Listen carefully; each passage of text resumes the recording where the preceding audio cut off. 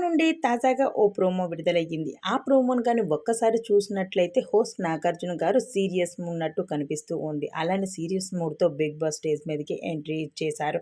అయితే మొదటిగా హౌస్‌లో ఉన్న కంటెస్టెంట్స్ అందరితో మాట్లాడుతూ మొదటిగా సోనియా దగ్గరికి వచ్చారు. "సోనియా, నీకు ఇంట్లో సంస్కారం అనేది నేర్పలేదా?" అని అడిగారు.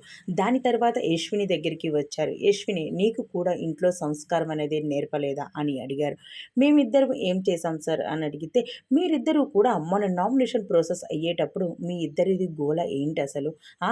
నువ్వేమో వాళ్ళిద్దరిని అడ్డు పెట్టుకొని నువ్వు గేమ్ ఆడుతున్నావు అనేసి నువ్వేమో సోనియానంటే, సోనియా నువ్వెలా మాట్లాడుతున్నావో నిఖిల్‌తో నాకు తెలీదా?" అంటూ సోనియా రెచ్చిపోతూ ఉంటా. అసలు మీరిద్దరు 'బిగ్ బాస్' హౌస్‌లోకి ఎందుకొచ్చినట్టు? మీరు పక్క వాళ్ళ కోసం మాట్లాడుకొని వాళ్ళ కోసం డిస్కషన్ చేసుకోవడానికా?